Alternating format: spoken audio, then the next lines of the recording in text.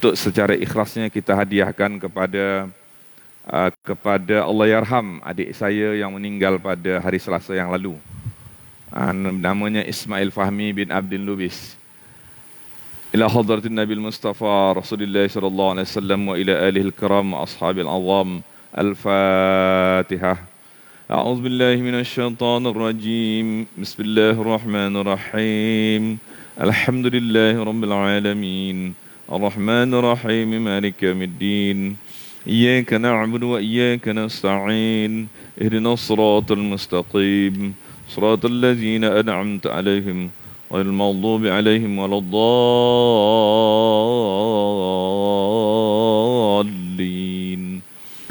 أعوذ بالله من الشيطان الرجيم بسم الله الرحمن الرحيم الحمد لله رب العالمين حمدا يوافي نعمه ويكافي مزيده يا ربنا لك الحمد كما ينبغي لجلال وجهك الكريم وعظيم سلطانك اللهم صل وسلم على سيدنا محمد طب القلوب ودوائها وعافية الأبدان وشفائها ونور الأبصار وضيائها وعلى آله وصحبه وبارك وسلم تسليما كثيرا برحمتك يا أرحم الراحمين اللهم اغفر لهم وارحمهم وعافهم واعف عنهم وأكرم نزلهم وسع مدخلهم وأغسلهم بالماء والثلج والبرد ونقي من الخطايا كما ينقى الثوب الأبيض من الدنس وابدلهم دارا خيرا من داره وأهلا خيرا من أهله وابدلهم خيرا من أهلهم وأدخلهم إلى جنتك جنة النعيم وأدخلهم إلى جنتك جنة النعيم برحمتك يا أرحم الراحمين اللهم اجعل قبره روضة من رياض الجنة ولا تجعل قبره حفرة من حفر النيران اللهم لا تحرمنا أجره ولا تفتنا بعده واغفر لنا وله ولإخواننا الذين سبقونا بالإيمان ولا تجعل في قلوبنا غلا للذين آمنوا ربنا إنك رؤوف رحيم ربنا آتنا في الدنيا حسنة في الآخرة حسنة وقنا عذاب النار وصلى الله على سيدنا محمد وعلى آله وصحبه وبارك وسلم والحمد لله رب العالمين.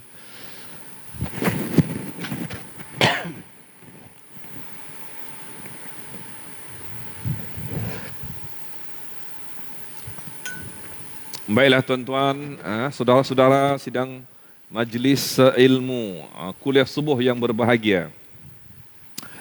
Kita mulakan atau kita sambungkan muka surat 177 ya. 177 yang mana masa itu kita ada membincangkan tentang bab silaturahim. Masih ingat lagi tuan-tuan ya? Silaturahim ini ketika itu saya ada mengemukakan satu hadis qudsi untuk menambahkan ataupun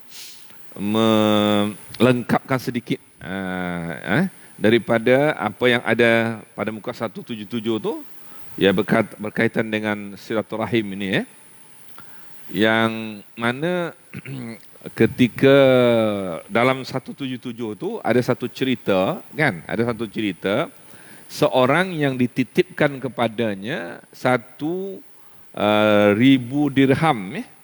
1,000 dirham dititipkan kepadanya ataupun diamanahkan kepadanya duit ini 1,000 dirham, 1,000 dinar. Bukan dirham, dinar. 177 tu, 1,000 dinar. Kemudian orang yang minta untuk disimpan itu bermusafir lah.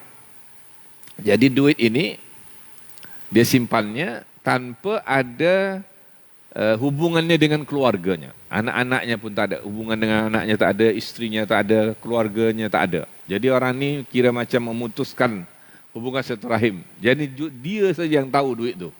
Duit 1,000 dinar ni dia saja yang tahu. Jadi ditanamkannya satu tempat dan bawah rumah dalam tanah. Tapi dia tak ada hubungan yang baik dengan keluarganya. Ini masalahnya. Jadi bila orang yang suruh simpan duit 1,000 dinar ini kembali daripada musafirnya, dia mintalah duit itu, dia meninggal orang ini. Orang ini telah meninggal dunia. Orang yang diamanahkan nih. Bila meninggal dunia, ditanyalah kepada anaknya, keluarganya. Saya ada amanahkan dulu, saya suruh dia simpan 1,000 dinar ketika saya pergi musafir, jadi saya nak tanyalah duit itu. Jadi anak kata, saya tak tahu, kami tak tahu. Isteri pun kata kami tak tahu. Keluarga kata pun kami tak tahu. Pasal dia ni tak baik hubungan silaturahim dengan keluarganya. Itu tuan. Jadi bila demikian dia pun pergi kepada ulama-ulama di Makkah. Kalau tuan tengok dalam 177 itu, itulah ceritanya tuan. Ulama-ulama di Makkah ni dia minta nasihat. Jadi daripada dulu tuan-tuan, ulama-ulama di Makkah ni adalah orang-orang yang termulia lah. Yang mulia kedudukan mereka. Kalau kita tengok, Imam Abu Hanifah pun, Imam Mujtahid yang 4 tu, Imam Abu Hanifah, Imam Malik, Imam Syafi'i, dan Imam Ibnu Hanbal, ya, itu mengikut urutannya lah, mengikut urutan umur mereka tu ya.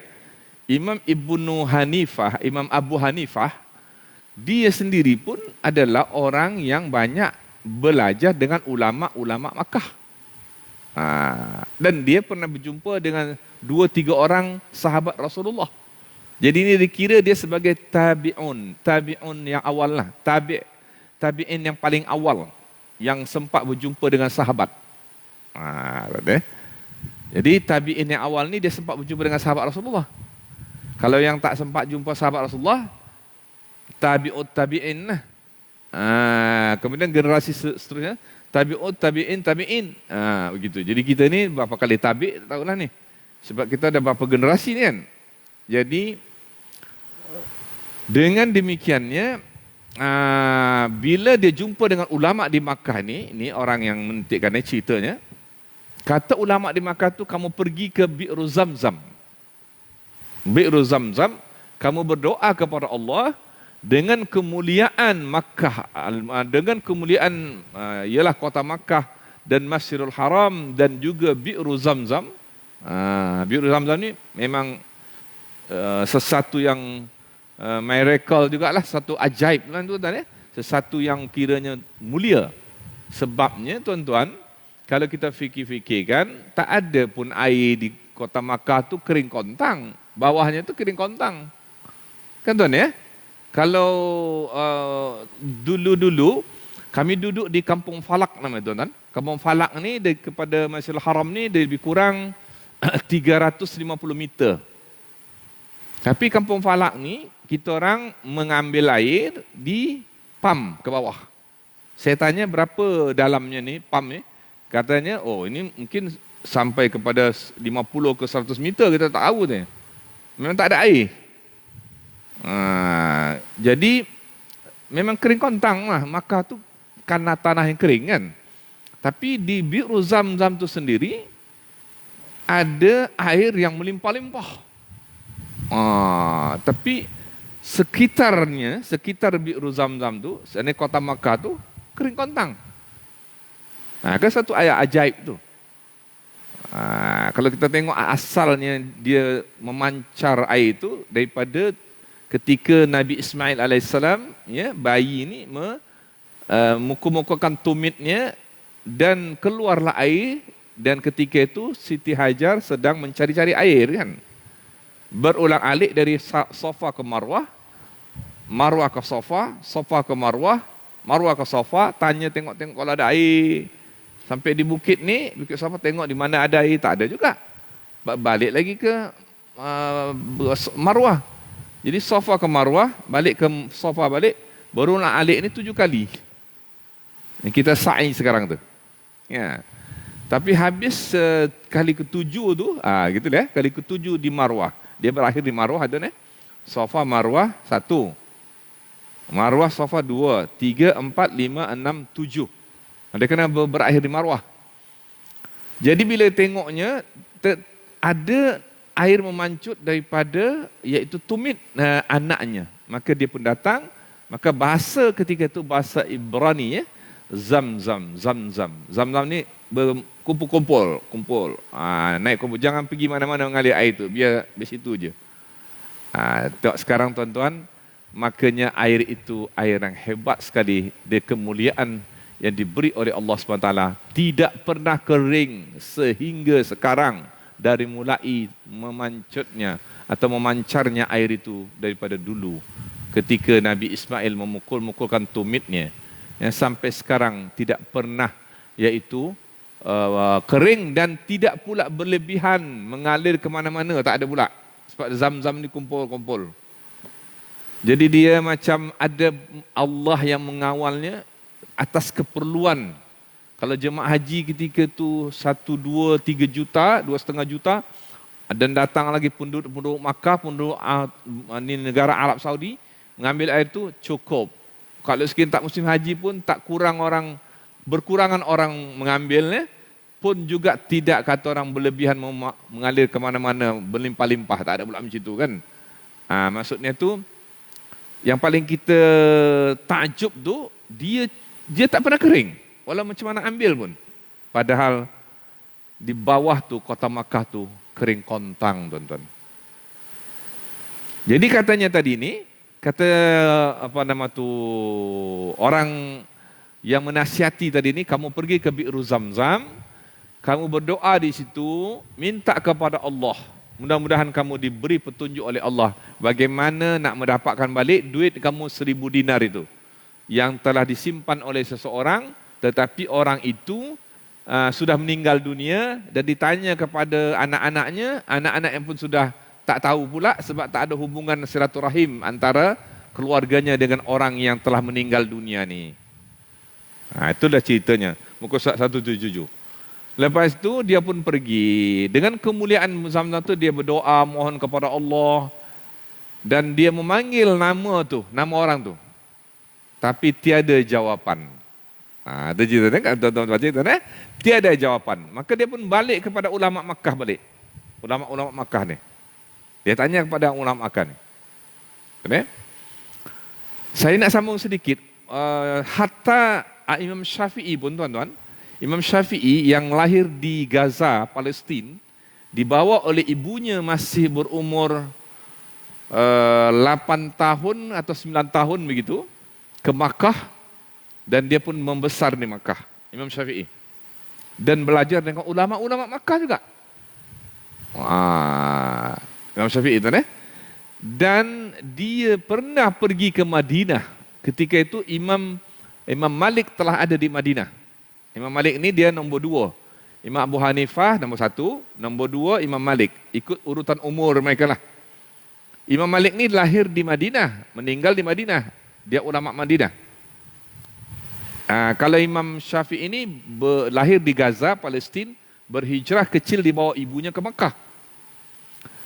Belajar di Makkah dengan ulama-ulama Makkah, tapi dalam umur belasan tahun macam itu dia pergi ke Madinah, berjumpa dengan Imam Malik. Belajar kitab Muwatta, kitab Imam Malik, kitab yang terkenal sekali dalam ulumul hadis, dalam ilmu hadis ini. Memang sukar ditandingi sampai sekarang, tuan-tuan. Itu the green book yang paling hebat yang dilahirkan dan dikitabkan, diterbitkanlah kalau kita sekarang terbitkanlah kan, yang ditulis oleh Imam Malik rahimahullah. Ini ceritanya, tuan. Jadi kembali kepada cerita tadi ni, tak ada jawapan apa-apa. Kata ulama Makkah ni, kamu pergi ke tempat lain pula. Mungkin itu pergi sebab ni ke Yaman ataupun ke Beirut. Beirut ya. Coba berdoa di sana, cari tempat-tempat mulia juga. Pergi ke sana dan panggil nama si fulan yang kamu titipkan harta kamu 1,000 dinar tu. Kemudian dia pergi. Ketika dia sampai di sana, ketika tu manggil satu kali mendapat jawapan. Lalu ditanya, kasihan engkau ni. Rupanya ada suara mengatakan secara karamahnya, engkau ni kasihan. Sebabnya orang yang meninggal kau titikkan itu orang yang dibenci oleh Allah.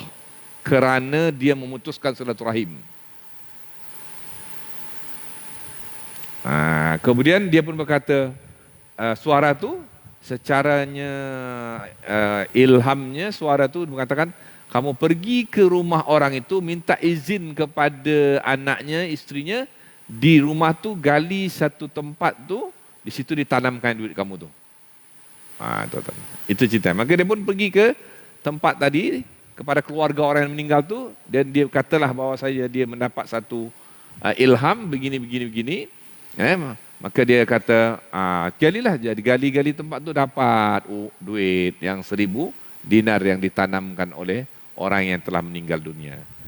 Jadi apa yang kita ambil iktibar daripada cerita ni, kalau kita memutuskan silaturahim dengan keluarga, hatta orang suruh mengamanahkan duit pun kita tak tahu.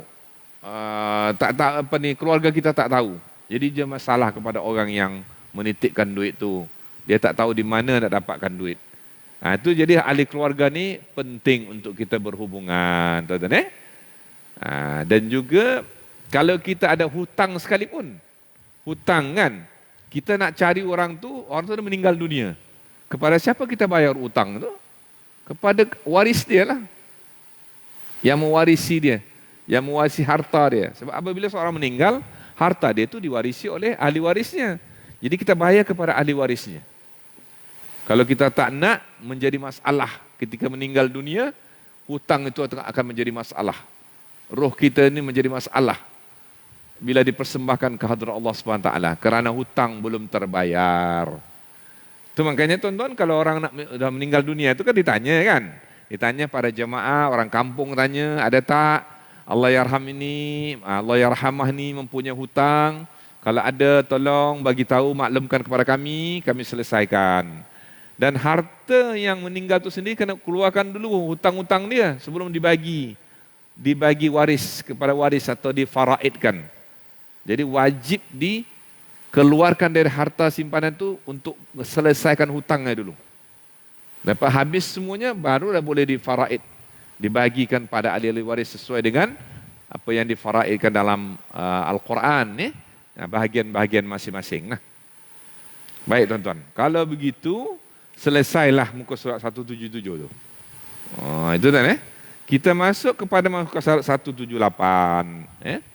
Kita baca ya tuan. Ketahuilah bahawa silaturahim itu mengandungi 10 keuntungan. Ada 10 keuntungannya. Yang pertama, mendapat keridhaan Allah sebab Allah menyuruh bersilaturahim. Allah ridha kepada kita. Itu yang saya kemukakan satu hadis qudsi yang lalu tu. Allah bersumpah, wa izzati wa jalali, demi kemuliaanku dan keagunganku, la asilanna man wasalaki, aku akan hubungkan kasihku kepada orang yang menghubungkan silaturahim. Wala aqta'anna man qata'aki, aku akan memutuskan kasihku kepada orang yang memutuskan silaturahim. Wala arda hatta tardain, aku tidak ridha sehinggalah engkau mengamalkan silaturahim. Sehingga engkau ridha. Ridha tu engkau tu siapa? Silaturahim. Ini hadis qudsi riwayat Al-Hakim. Baik, kita sambungkan ini. 10 keuntungan orang bersilaturahim. Pertama, mendapat ridha Allah. Kedua, menggembirakan mereka karena ada hadis yang mengatakan bahawa seutama-utama amal ialah menyenangkan orang mukmin. Bila kita baik dengan keluarga, kerabat dan ahli waris kita, orang tu pun gembira kan, tuan-tuan. Kita tanya khabar, kita datang ziarah, kita jamu, makan minum sikit, kan? Itu hubungan sana. Kita bantu dia. Jadi silaturahim ni juga dikatakan menolong kaum kerabat, keluarga yang fakir miskin sesuai dengan kemampuan kita. Berapa kita mampu tu tolong dia, maka dia pun gembira, maka menyenangkan dia. Itu betul. Kalau tak dapat dengan duit ringgit, dengan tenaga lah apa yang boleh kita tolong. Kalau tak dapat, dengan kata-kata yang baik lah, menghiburkan, yang menyenangkan hatinya. Kalau dia sakit tu kita ziarah untuk menyenangkan hatinya. kita beri nasihat-nasihat yang sabar, supaya dia sabar dengan penderitaan ujian yang diberi oleh Allah Subhanahu Wa Taala. Betul tak? Baik. Kemudian yang ketiganya yaitu kegembiraan malaikat, kerana malaikat suka dengan orang yang bersilaturahim. Dia disukai oleh para malaikat. Kalau malaikat suka, tuan-tuan, apa dia punya kesan? Malaikat itu berdoa kepada siapa? Kepada Allah lah, supaya orang yang itu tu disukai, diberi oleh Allah rahmat. Situ nanti tu kan. Baik. Kemudian yang keempat, mendapat pujian dari kaum muslimin. Doa dan pujian lah. Bagus orang itu. Dia baik dengan ibu bapanya, adik-beradik dia. Dia banyak tolong keluarga kerabat dia. Sifat akhlaknya baik kepada keluarganya. Itu satu. Itu mendapat pujian dan doa daripada orang-orang yang sekeliling ataupun orang-orang muslimin. 5, menjengkelkan iblis. Ini bahasa menjengkelkan ni betul. Berputus asa iblis kepadanya. Sebab orang silaturahim ni, iblis tak suka. Dia suka orang bergaduh, berbunuh-bunuhan, berperang. Kan? Tapi kalau berbaik-baik dia tak suka. Itu dia. Tak apalah dia tak suka. Kita nak suka malaikat. Iblis tak suka pada kita. Baik, kemudian yang seterusnya menambah umur, memberkati umur kita. Orang hubungan silaturahim ni umur jadi berkat, jadi tambah umur, Allah panjangkan. Tengoklah orang-orang itu kan panjang umur dia, alhamdulillah. 7, menjadi keberkatan rezekinya, diberkati rezekinya. Rezekinya lah taklah melimpah ruah, tapi cukup, alhamdulillah, berkat. Cukup anak-anaknya, nafkahnya, keluarganya. Alhamdulillah, maksudnya itu rezekinya berkat namanya. Okay? Kemudian yang ke-8, menyenangkan orang yang telah meninggal dunia. Jadi rupanya orang-orang yang meninggal dunia ni pun kalau dia bersilaturahim anak-anaknya, keluarganya, orang yang meninggal dunia ni dalam alam barzah, alam roh dia suka. Dia suka tu. Maknanya dia suka anak-anakku ni tak adalah bergaduh-gaduh, macam tu. Tapi kalau bergaduh-gaduh anaknya, dia pun jadi masalah, tak suka. Di alam kuburnya, dia tak suka. Tapi kalau anak-anaknya baik-baik, dia suka dalam alam kubur tu. Itulah dia alam barzahnya, menggembirakan mereka. Kemudian, memupuk rasa cinta di kalangan keluarga, family, sehingga suka membantu bila memerlukan bantuan mereka. Jadi dalam kalangan family pun dia alhamdulillah dia sukai orang kalangan keluarganya. Yang ke-10, bertambahnya pahala jika ia meninggal, sebab selalu ingat kepadanya jika telah mati dan mendoakan kerana kebaikannya. Kan tuan kalau orang silaturahmi baik ini, dia meninggal dunia kan, itu orang tu baik dulu tu. Dalam pergaulannya, dalam hubungannya menggembirakan kita, dia selalu baik kepada kita. Dalam hubungan yang bagus, semoga Allah menempatkan arwahnya, rohnya di tempat yang terbaik di alam barzah. Jadi orang mendoakan dia. Pasal dia baik, suka berhubungan silaturahim kepada orang dulu masa dia hidup tu. Tapi kalau dia, itu sombong sangat dulu. Tak pernah aku ni gini. Itu dia yang tak baiklah. Tak pernah bergaul ini semua ni, dia sombong, dia selfish. Contohlah. Jadi tak adalah doa. Itu Anas radhiyallahu anhu berkata, 3 macam orang yang akan berada di bawah naungan Allah pada hari kiamat. Yang pertama, orang yang menyambung hubungan family, iaitu kaum kerabatnya, diberkati umurnya dan dilapangkan kuburnya dan rezekinya diberkati. Yang kedua, wanita yang ditinggal mati oleh suaminya dan meninggalkan anak-anak yatim, lalu dipeliharanya sehingga mereka kaya atau mati. Itu 3 macam orang yang berada di bawah naungan Allah. Yang pertama silaturahim, yang kedua janda yang meninggal suami. Tapi dia tak ada lagi jodoh selepas itu. Dia pelihara anak-anaknya. Dia berjuang membesarkan anak-anaknya. Yaitu ibu tunggal.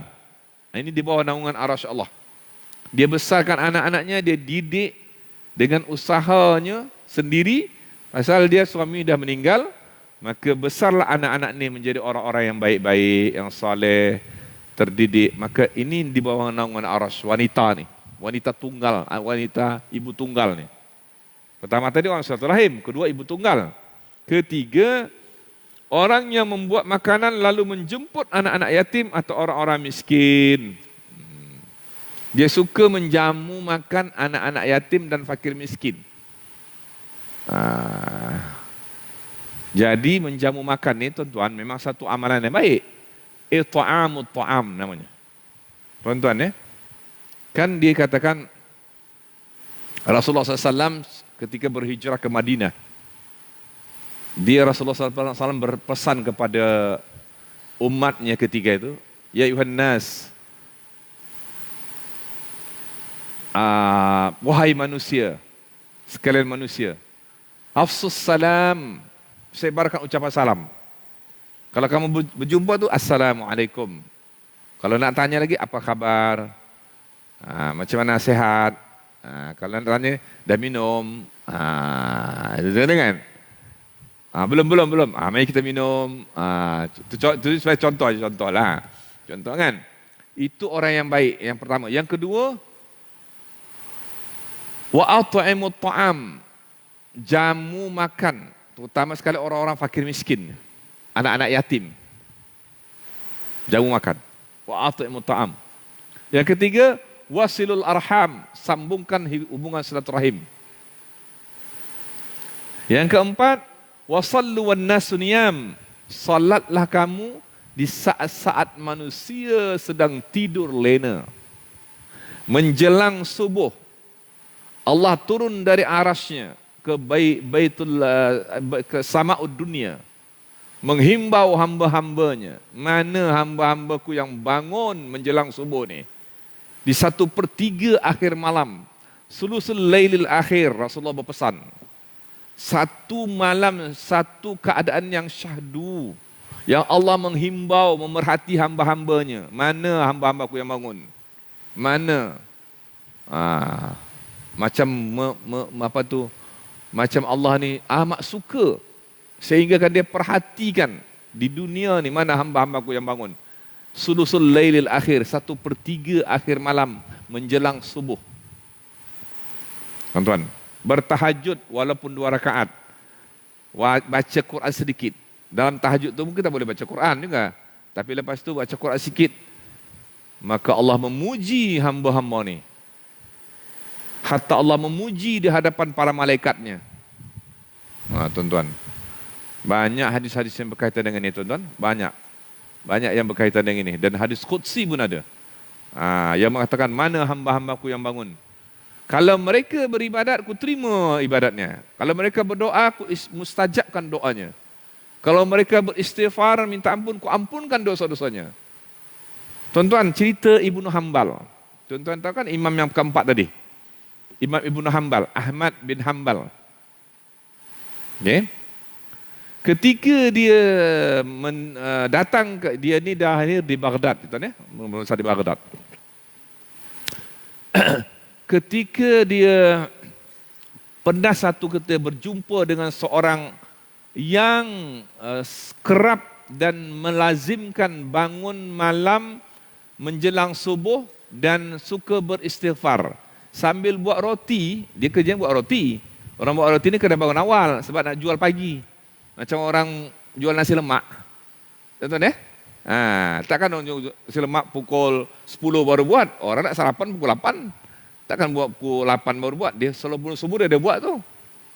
Jadi tukang roti. Tukang roti ni dia kebiasaan yang dilazim. Dia akan bangun awal sebelum subuh. Dan dia apa yang dia biasakan tuan, sambil dia buat roti dia akan astaghfirullahalazim allazi la ilaha illa huwal hayyul qayyum wa atubu ilaihi. Dalam hadis ada ni istighfar ni. Di antara istighfar yang baik jugalah. Ada istighfar yang lain. Maka dia sambil buat roti dia beristighfar. Kalaupun tak dapat banyak-banyak, astaghfirullahalazim, astaghfirullahalazim, sambil buat roti. Sekali Imam Ibnu Hanbal ni, dia katanya terjumpa dengan orang ni, Dia tak ada tempat di bandar, di tempat tu kan. Tak ada tempat menginapnya. Dan dia kata, saya nak cari-cari tempat menginap. Kata tukang roti ni, tak ada pula. Di mana tuan dapat? Tak ada. Katanya, kalau gitu tuan, kalau sudi menginap di rumah saya. Bermalam di rumah saya. Baiklah katanya, orang-orang ulama dulu suka bermusafir tuan. Imam Syafi'i pun dia lahir di Gaza, pergi ke Makkah, belajar dengan ulama Makkah, tapi dia berhijrah juga ke Mesir, meninggalnya di Mesir. Imam Syafi'i. Walaupun lahir di Gaza, belajar lama dari kecil di Makkah, tapi meninggal di Mesir. Dia orang suka bermusafir, mencari-cari. Imam macam dia pergi Madinah pun jumpa Imam Malik tu, belajar kitab Muwatta. Jadi dia suka bermusafir dengan orang ulama-ulama. Itu namanya ulama mujtahid 4 orang tu. Itu yang kita ikut sekarang tu. Yang kita lihat mereka lah yang membukukan, yaitu ilmu-ilmu akidah, ilmu syariat, fiqh, dan juga ilmu-ilmu hadis ni, dan juga ilmu-ilmu sufiyah, tentang ilmu sufi ni. Dan mereka lah ulama mujtahid yang jadi ikutan kita sekarang ni. Kalau kita nak taklid ke sana, kita mau taklid ke sana, memang dia mereka ulama mujtahid yang boleh dijadikan ikutan. Imam yang 4 ni. Jadi ceritanya tadi, Imam Ahmad ni, contohnya, bermalam. Bila dia bermalam, di rumah orang tu, menjelang subuh tengoknya orang beristighfar. Astaghfirullahalazim. Allazi la ilaha illa wal hayyul qayyum wa atubu ilaih. Kalaulah Tuhan izinkan saya sedikit melihat dari segi barisnya. Astaghfirullahalazim allazi la ilaha illa huwal hayyul qayyum wa atubu ilaih. Huwal hayyul qayyum wa atubu ilaih. Al hayyul qayyum. Sebab dia baris atas tu, sebab dia ngikut daripada yang sebelum tu. Tapi ada tempat lain dia huwal hayyul qayyum, macam ayat kursi kan. Allahu la ilaha illa huwal hayyul qayyum kan.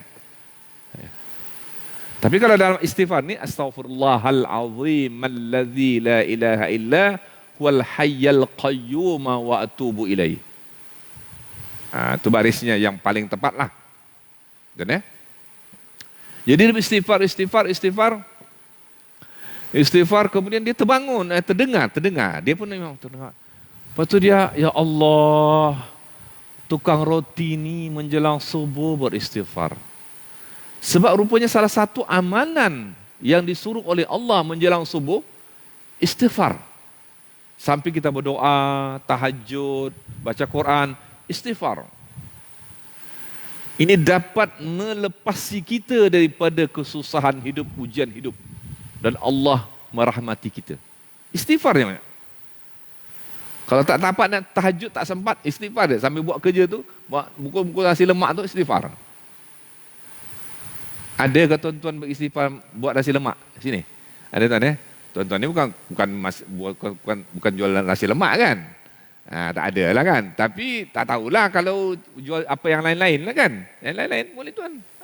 Boleh je. Istighfarkan banyak. Dia pun kagum dengan orang ni. Ulama imam kan. Imam besar ni kan. Kemudian dia katalah lepas solat subuh tu maka dia kata, wahai fulan, engkau satu amalan yang baik menjelang subuh. Kau banyak beristighfar. Sambil menguli tepung, membuat roti pun kau beristighfar. Ya tuan katanya. Tak, dengan istighfar ni katanya. Ini cerita kisah ni tuan. Semua hajat saya selama ni dipenuhi oleh Allah. Tidak ada hajat saya yang yang belum lagi dapat. Alhamdulillah semua dapat. Apa-apa hajat saya, anak-anak saya, isteri saya baik, anak saya dapat belajar, menjadi soleh, orang terdidik, apa semua dapat. Rezeki saya pun alhamdulillah berkat. Cuma satu yang saya dalam hati saya ni, yang saya mendengar kebesar kemuliaan Imam Ibn Hanbal, yang saya tak berjumpa dengan dia lagi. Itu saja hajat saya belum terpenuhi. Subhanallah. Padahal dia lah Imam Ibn Hanbal ni kan. Itu tuan. Maka katanya, alhamdulillah hajat engkau ni sampai sebenarnya. Saya pun dah terasa begitu mulia lah bermalam di sini. Saya lah Imam Ibn Hanbal. Tuan-tuan hadirin dirahmati Allah sekalian. Istighfar menjelang subuh, hajat dipenuhi oleh Allah.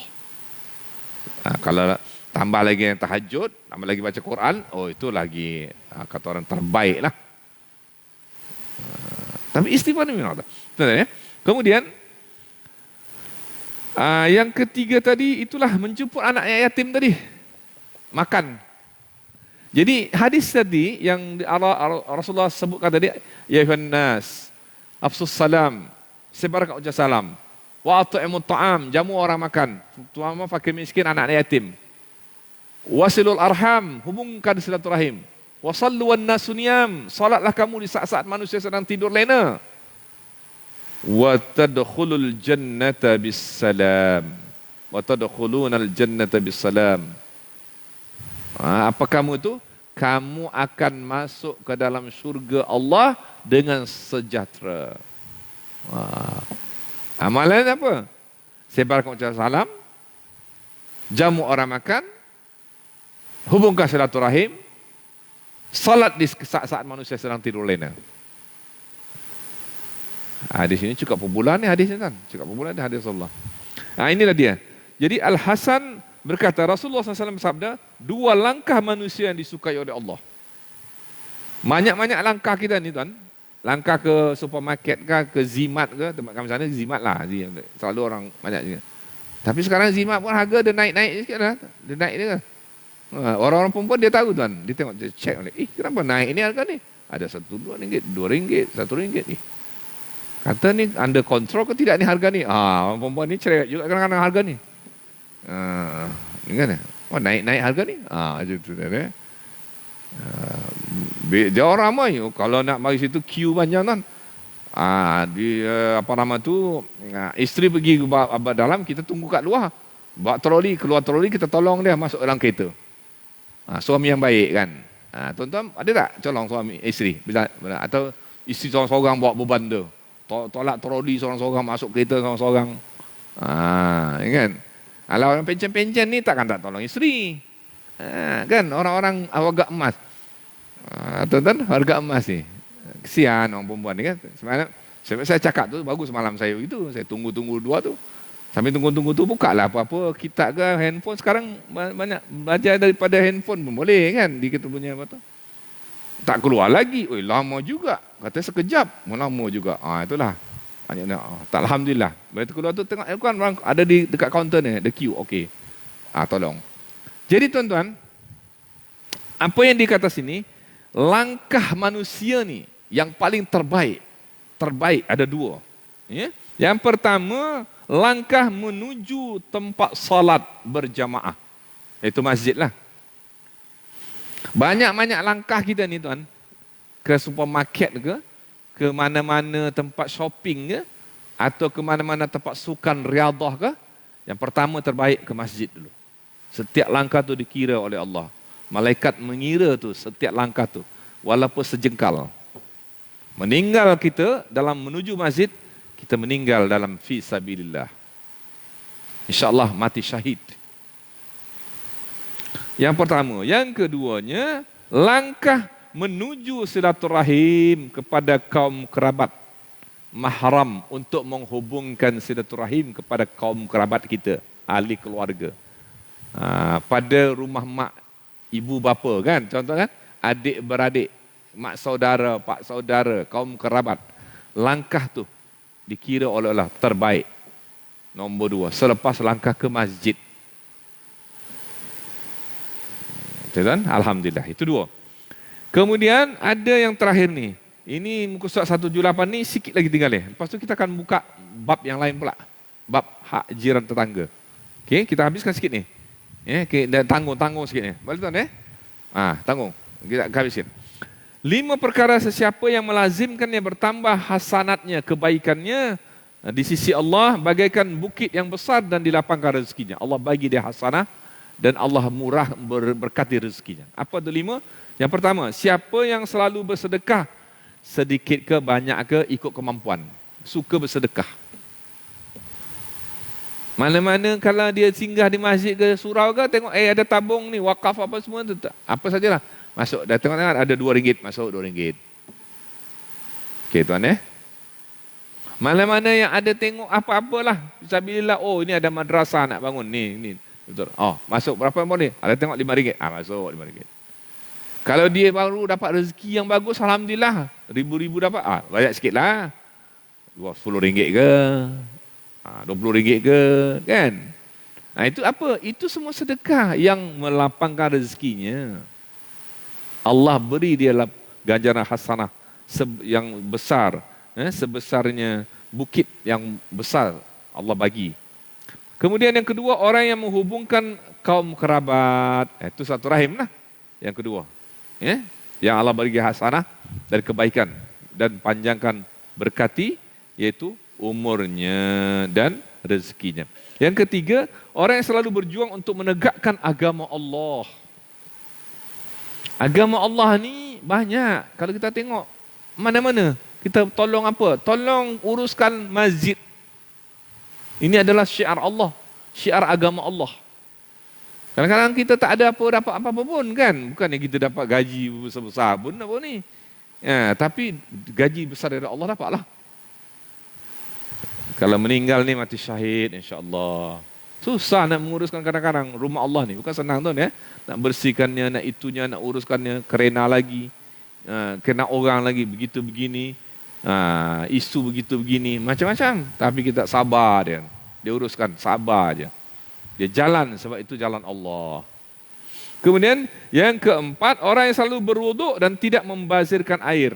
Sentiasa dalam wuduk. Ini kalau kalian tengok ni, ini amalan Bilal bin Rabah juga tuan. Bilal bin Rabah, bila dia ada buat satu dosa ataupun kesalahan, dia cepat solat 2 rakaat, minta ampun pada Allah, dan dia sentiasa menjaga wuduknya. Apa Rasulullah kata? Aku dengar tapak kaki engkau di surga, wahai Bilal. Apa amalan engkau? Amalan tak banyak ya Rasulullah. Cuma bila aku terasa aku buat salah, aku minta ampun pada Allah cepat. Aku solat sunat 2 rakaat, minta ampun pada Allah. Lepas tu aku sentiasa berwuduk, dalam tahar, dalam wuduk. Alhamdulillah. Kemudian yang kelimanya, orang yang tetap taat kepada kedua ibu bapanya.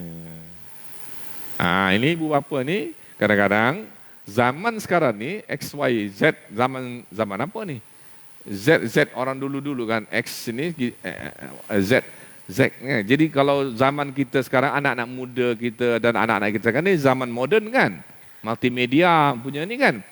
Orang-orang tua kita dulu tak kenal sangat ni benda-benda macam ni. Jadi kadang-kadang dia katalah, mak ni lambatlah, ayah ni slow sangatlah, Allah takkan faham, payah ni susahlah, begini-ginilah.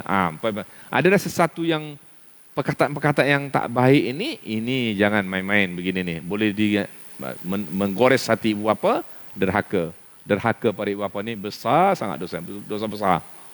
Tapi kalau dia baik, sentiasa bersopan santun, sabar dengan ibu bapa ni, sebab yalah ibu bapa dulu generasi, bila yang anak sekarang ni generasi sekarang kan, sabar dengan dia tu, dia dengar cakap tu. Kadang-kadang ibu bapa ni kadang nak menasihati juga, nak memberi nasihat, nak memberi bimbingan, walaupun dah anak tu dah besar kan, dengar je lah, macam tu.